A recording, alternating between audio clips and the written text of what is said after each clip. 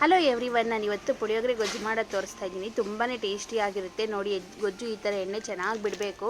ಬಿಟ್ಟಾಗ್ಲೇ of ಮಾಡಬೇಕು. ಸ್ವಲ್ಪನೂ ನೀರು ಆ್ಯಡ್ ಮಾಡಬಾರ್ದು. ಎಣ್ಣೆ ಬಿಟ್ಟಷ್ಟು ಗೊಜ್ಜು ಟೇಸ್ಟಿಯಾಗಿರುತ್ತೆ. ತಿನ್ನೋಕ್ಕೆ ಮಾಡೋ ವಿಧಾನ ನೋಡೋಣ. ಮೊದಲಿಗೆ ಎಣ್ಣೆ ಹಾಕಿ ಕಡಲೆಬೀಜ ನಿಮ್ಗೆ ಎಷ್ಟು ಬೇಕೋ ಅಷ್ಟು ಹಾಕಿ ಫ್ರೈ ಮಾಡಿ ಎತ್ತಿಟ್ಕೊಳ್ಳಿ.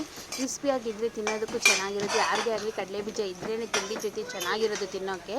ಕಡಲೆಬೀಜ ಎಲ್ಲ ಎತ್ಕೊಂಡಾದ್ಮೇಲೆ ಒಂದು ಸ್ವಲ್ಪ ಕಡಲೆಬೇಳೆ ಮತ್ತು ಒಗ್ಗರಣೆಗೆ ನಾನು ಬ್ಯಾಡಗಿ ಮೆಣಸಿನ್ಕಾಯಿನ ಒಂದೆರಡು ಯೂಸ್ ಮಾಡ್ತಾಯಿದ್ದೀನಿ. ಕಲ್ಲರು ಬಿಡುತ್ತೆ ಮತ್ತು ಚೆನ್ನಾಗೂ ಇರುತ್ತೆ. ಟೇಸ್ಟ್ ಪುಳಿಯೋಗರೆ ಕಲರ್ ರೆಡ್ಡಾಗಿ ಚೆನ್ನಾಗಿ ಕಾಣಿಸುತ್ತೆ. ಒಂದು 5-6 ಕೆಂಪು ಮೆಣಸಿನ್ಕಾಯಿನೂ ಹಾಕ್ಕೊಂಡಿದ್ದೀನಿ. ಜಜ್ಜಿರೋ ಅಂಥ ಬೆಳ್ಳುಳ್ಳಿ ಹೆಸಳು, ಕರಿಬೇವಿನ ಸೊಪ್ಪು ಮತ್ತು ನಾನು ಅಯ್ಯಂಗಾರ್ ಪುಳಿಯೋಗರೆನ ಯೂಸ್ ಮಾಡ್ತಾಯಿದ್ದೀನಿ. ಎಣ್ಣೆ ಚೆನ್ನಾಗಿ ಫಸ್ಟ್ ಫ್ರೈ ಮಾಡ್ಕೊಳ್ಳಿ. ಕಲರ್ ಚೇಂಜ್ ಆಗಬೇಕು. ಮೆಣಸಿನ್ಕಾಯಿದು ಅಷ್ಟೇ, ಯಾವುದೇ ಒಂದು ಪದಾರ್ಥನೂ ಕಲರ್ ಚೇಂಜ್ ಆಗಿದ್ರೆ ಚೆನ್ನಾಗಿರೋದು ತಿನ್ನೋದಕ್ಕೆ. ಇದು ಹಸಿ ಕಸಿ ಚೆನ್ನಾಗಿರೋದಿಲ್ಲ.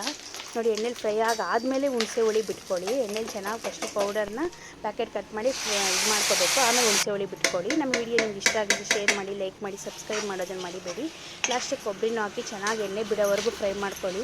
ಎಣ್ಣೆಗೆ ಅಷ್ಟು ಬಿಡ್ಕೋಬೇಕು ಸೈಡಲ್ಲೆಲ್ಲ. ನೋಡಿ, ಈ ಥರ ಬಿಟ್ಕೊಂಡ್ರೇ ಚೆನ್ನಾಗಿರೋದು ಟೇಸ್ಟ್ ಪುಳಿಯೋಗರೆದು.